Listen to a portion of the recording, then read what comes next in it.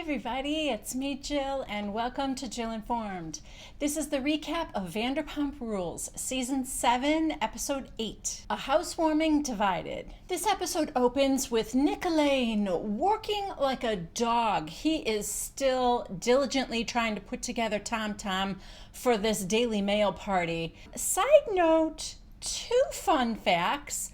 1, Nick Lane is married to a woman. Did not see that coming. And 2, his wife's name is Elena. Elaine. I love it so much. So Lisa shows up and there's a lot of issues, like there's no electricity yet and the plumbing's not in and there's no heat, and she's very concerned about this party, which is in a couple days, I guess. So she asks Nick how things are going and he's like, fine. And she kind of mentions the Toms because I guess she's trying to figure out when they can come and see it. And oh man, Nick Lane makes no bones about the fact that he does not want the Toms there getting in his way. They made a horrible impression on him. I think when they were in his store and they were walking around touching things and like asking 100,000 questions and wouldn't stop talking. So I think Nick is very particular. He knows what he needs to get done and he does not want the distraction of the Toms. He tells Lisa, no, there is no time to stop and explain every little thing to them. Meanwhile, over at Katie and Tom's apartment, Tom Sandoval comes over and they are all ready to go. Sandoval has a little outfit with him that he's gonna wear. It's cute. But anyway, Schwartz gets a call from Lisa telling them not to come. Nothing's ready yet and there's nothing for you to see, so they're very disappointed. Now we're at Brittany and Jax's apartment, and Brittany, Jax, and Lala are heading out to go to Sheena's new apartment in Marina Del Rey for a housewarming party. They all act like it's across the universe. I mean, they all work at the same restaurant, so how far away could it be? We find out that Stassi, Kristen, and Katie have declined their invitation to go. Probably because James and Raquel are going to be there, and Billy Lee's going to be there, so I don't know. They're acting like that sort of snobby of the girls, but I think it's probably a smart move right now. Everybody's a little heated. Now we see Sheena's new apartment, and Marina Del Rey looks nice to me. It's right on the beach, and for those of you that watch Real Housewives of Orange County, it kind of reminds me of Kelly's new apartment. I mean, I'm sure it's not that nice, but it's giving me that same kind of vibe. To me, it looks really nice. Of course, I live in Chicago, and right now we are in the middle of a dangerous deep freeze. I'm not kidding. As I'm filming this right now, it's 2 degrees. And in Chicago, I don't know if they do this everywhere, but in the winter in Chicago, they also factor in wind chill. If you were to stand outside, that's what it actually feels like to you with the wind blowing. So tomorrow, the actual temperature is going to get as low as 25 degrees below zero. Fahrenheit. I don't know what it is, Celsius. So with the wind chill, it could feel like up to 65 degrees below zero. Even for Chicago, it's going to break records. It's going to be the lowest temperature on record in the history of Chicago. So it's scary. I think they said that you can get frostbite within 5 minutes. It's like dangerous out there. So I am holed up in my house. My husband is on a business trip in Orange County. Yeah. Wonderful time for him to go to California, but so I am just like holed up in my house like it's a little bunker. I am not going to leave for 3 days. Anyway, like I said, maybe that's why this looks so nice to me where Sheena is, but it looks warm and amazing. Okay, so now a bunch of people are showing up, and James and Raquel come. Sheena gives them big hugs.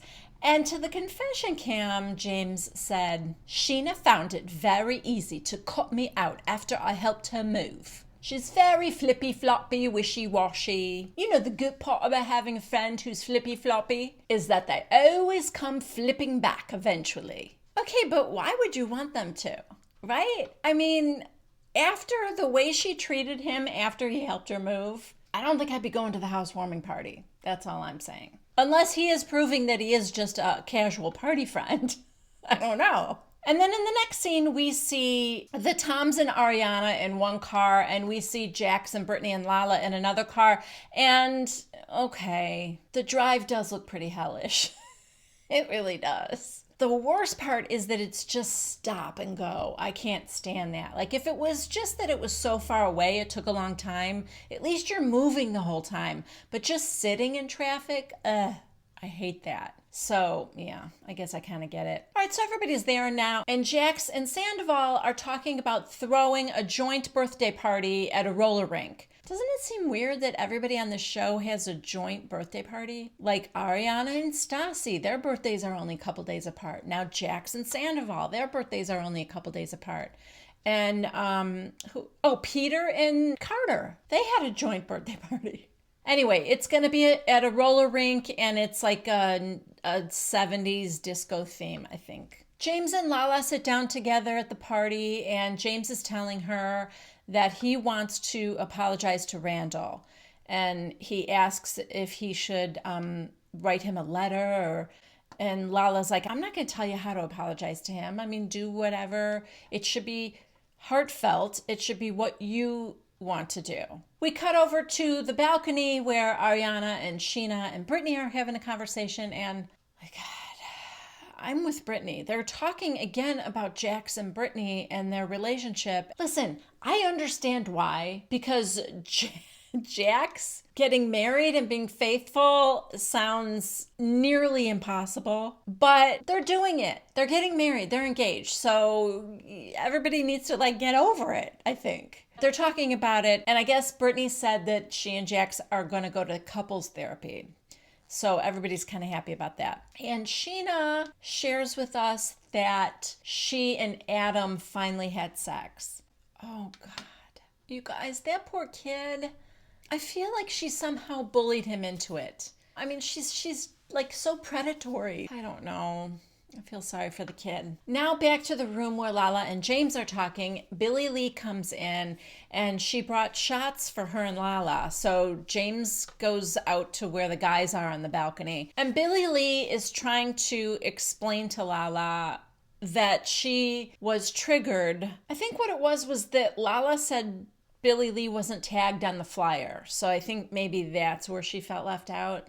Anyway, she said, I'm sorry. I was triggered by just finding out that my work was having a girls thing and I wasn't included. The only concession I'm going to make on this issue, and then I really don't want to talk about it anymore, is that I think I kind of understand that Billie Lee feels extra sensitive to not being included in quote unquote girl things. I can only imagine that not being included as one of the girls is something that Billie Lee would be super sensitive to because she's trans. I kind of can understand that. However, I do still feel like if she would just put all those emotions aside and just think about it logically for a second, I think she would realize the real reason she wasn't invited is because Katie wasn't liking her very much at that time, and not because she was trans. But anyway, something happened. Lala's not buying it. Lala's still angry, and she kind of walks out of the room,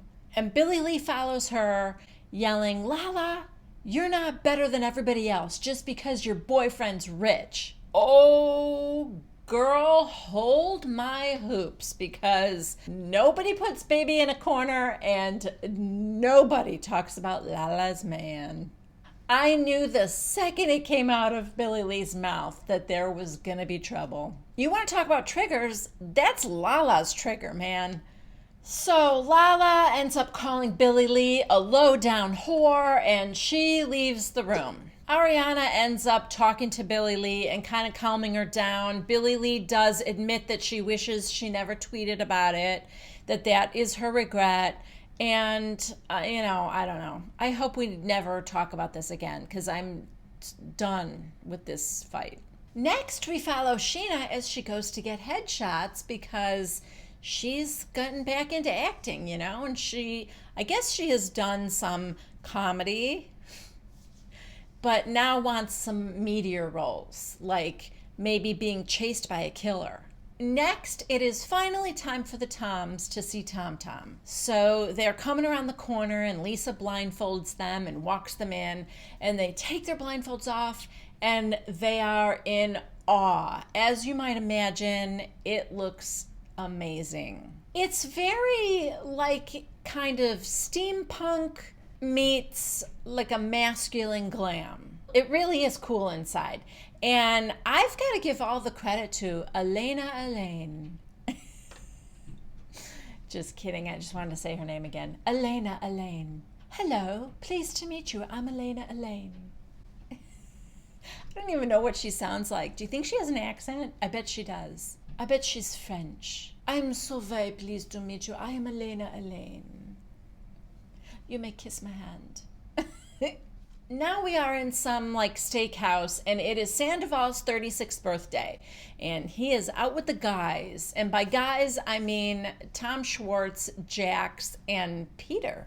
And they're having blowjob shots, which look gross to me. And judging from their faces after they take the shots, I bet they taste kind of gross. And later, when they go into the cigar room, James is going to join them. So Jax does not look happy about that. Simultaneously, Brittany and Ariana are in Hooters. I guess they're just visiting Brittany's old stomping grounds, because Brittany used to be a Hooters girl. Maybe they're having lunch there, I don't know. Or they're picking up shot glasses for Jax's birthday. I didn't quite understand that whole thing, but they're in Hooters having a conversation at the same time that these guys are having a conversation.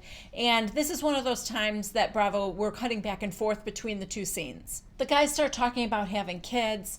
Brittany and Ariana are talking about having kids. Brittany said that as soon as they get married, Jax wants to have a kid. And then over at the guys, Jax said, yeah, I want to start right away. I'm 39 years old. There's a little discrepancy on how many kids. Brittany says 3, Jax says 2. But the one thing that both groups have in common is everybody said it would be perfect karma for Jax to have daughters that are really hot. Oh, also, we do touch on the fact that Ariana does not want to have kids and Sandoval does.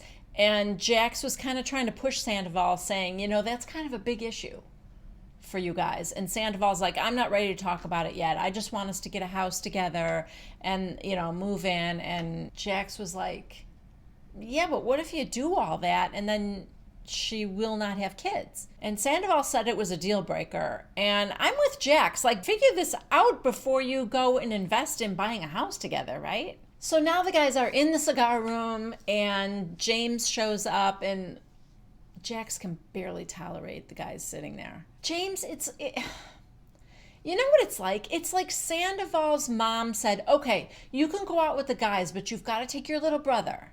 And the little brother is loud and obnoxious and annoying. That's what this is like with these guys and James. So then Jax says to Schwartz, where's your old lady at today? And he goes, oh, she's using her hall pass. James goes, is she making out with another guy? And he said, yeah, and if it's Bieber, she could go all the way. Oh, God. So then Jax said, if Brittany ever hooked up with another girl, which she has, I wouldn't be mad, but if she ever got mad at me, I would definitely use it as leverage. And the others are like, oh yeah, definitely. And then also it seemed to be general consensus that all the girls have hooked up with another girl at some point. Schwartz started to say that, you know, Katie has dipped her toe in the lady pond. And then he's like, oh, I shouldn't say anything about it. Then Sandoval says to the group, I don't know if I ever told you guys this before, but one time that Ariana and Lala were out, they were super drunk.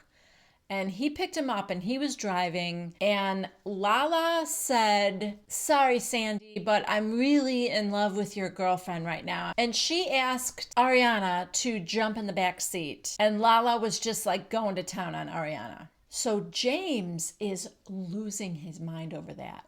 He's like, what? Oh my God, seriously? I believe it. There's no stopping horny Lala.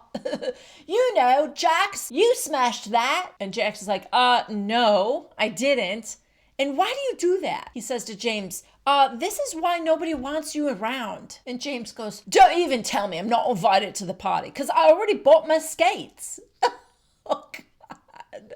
James, you know your relationship with everybody is on thin ice right now. So that was pretty cocky of you to go out and buy skates and not just plan to rent them when you get to the rink. Sorry, that's on you. Okay, this is the next day or so, and Lala comes over to Brittany and Jax's apartment, and apparently she has to take her top off to do another flyer. Probably for the next Tuesday night, but she's just so happy to do it for the cause. So while that's happening, Jax decides to bring up the conversation that Sandoval had on his birthday. And Lala flat out denies it. Did I have sex with Ariana? No, of course not. But to the confession cam, she said, well, yeah, I did. But I will deny it to the ends of the earth if Ariana wants me to. So, I mean, that's a good friend. She's like, I am not about to blow up Ariana's spot here without talking to her first. Then Jax warns Lala that she better not talk about her sexual history in front of James anymore. And she's like, why? What did he say? And he goes, just, something about a handstand. And I'm just saying, you just be careful. So, of course, Lala's pissed at James again. James literally cannot get out of his own way. He wants to be friends with these people. He wants their friendship and loyalty, but he can't give it. If you ask me, it's solely because he's incredibly insecure. So whoever he's with, in his attempt to impress them, he will throw somebody else under the bus or call out somebody else who isn't there at the time, who confided in him maybe. And maybe it's just a character flaw, but I think it's born of insecurity. Next, we see Tom kind of dancing his way into Sir. He's in a good mood. And then we see Ariana at the bar just shooting daggers at him. And he goes over there and he's like, what's wrong? And she goes, are you kidding me? Lala just called me. And oh God, Sandoval looks like a little boy who just got caught. Basically, Ariana just schooled him about being a little boy who's trying to impress his friends with a story, but it's not his story to tell. And that her life and her sexuality is not fodder for, party conversation. All right, next, everybody is getting ready for the roller skating party, and in their prospective homes with their prospective partners, they're all talking about Ariana and Lala hooking up. But Tom and Ariana actually work it out. Ariana said, okay, we need to talk about this. And he said, well, I mean, you've been in a relationship with a girl before. Honestly, I was kind of mad. She was saying it was because they were so drunk and everything. But if in fact Ariana is bisexual, was in a relationship with a girl before, I understand why he was upset. She was having sex with somebody else in front of him. And she and Tom are in a committed relationship. I mean, I think they are. So I think that's bull, this whole well, if it's another girl, a guy's supposed to be cool with it. I mean, Tom said he was annoyed by it. Yeah, because she cheated on you in front of you. I don't know. I don't think it's okay because Lala is a girl, especially knowing that Ariana has been in a relationship with a girl before. Being annoyed seems to be a mild reaction to me. But to Ariana's point, Sandoval shouldn't have outed her on the show, She ends up saying that she's kind of over, almost like she's just glad it's out there and it's over with. So she forgives him. They love each other. It's all good.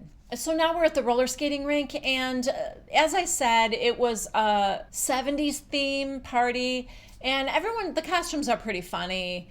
Except Sheena. Sheena looks like she's just wearing the same thing she wore to Pride. I mean, I guess it fits, but for Sheena, it's like anything to just wear super short shorts and a tank top, So at one point, Billie Lee tries to apologize to Katie, and Katie's kind of being a jerk. Billie Lee comes and sits down by her, and she said, listen, I want to start by apologizing. Katie said, you really did me dirty. Okay.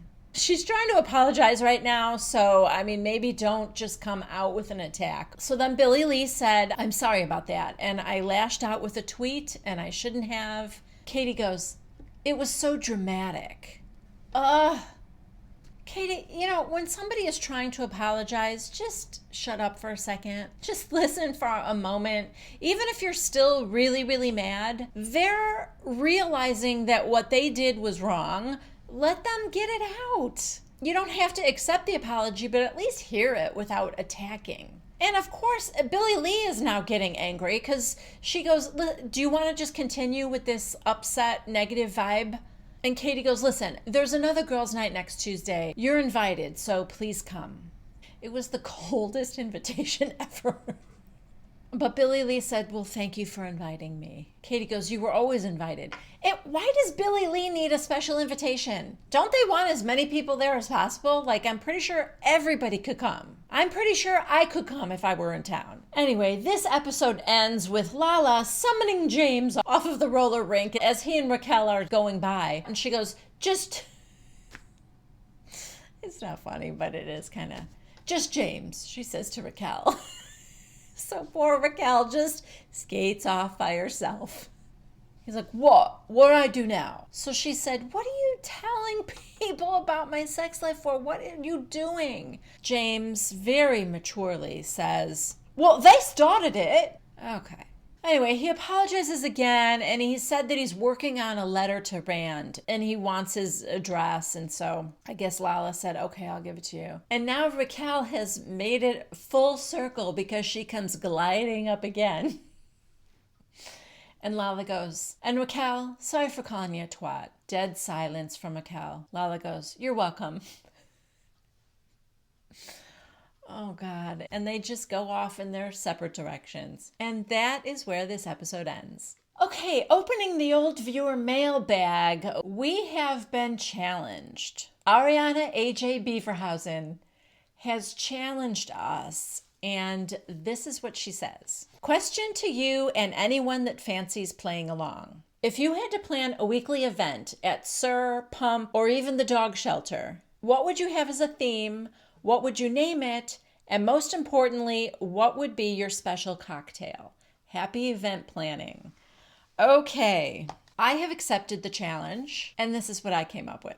So the venue is going to be Sir, and I'm calling my event Thirsty Thursdays. The theme is all about the thirsty D-list hangers-on of Vanderpump Rules. I've chosen Sir because I think Tom is going to overpass Sir because it's newer and younger and hipper, and now people are going to gravitate toward that, and Sir is kind of getting old and tired. So I thought it would be perfect for Thirsty Thursdays. Every Thursday we'll have at least 2 or 3 of the thirsty hangers-on. So you could go there on any Thursday and you will run into Hope or Faith or maybe Logan. The DJ is going to be James's old roommate, Paul. Yes, he's old. Yes, he's creepy. But he has learned a thing or two from James over the years that they lived together. So he's going to be the DJ. And the drink is going to be called Desperation. It's going to be way too many ingredients because it's trying too hard. All right.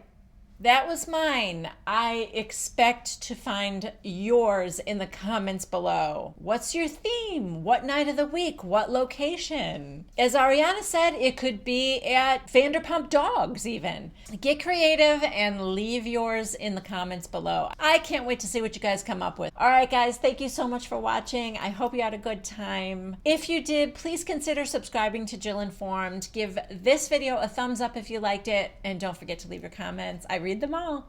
Hopefully, I will see you next Monday at 1 p.m. Central Time for the next recap of Vanderpump Rules. Bye.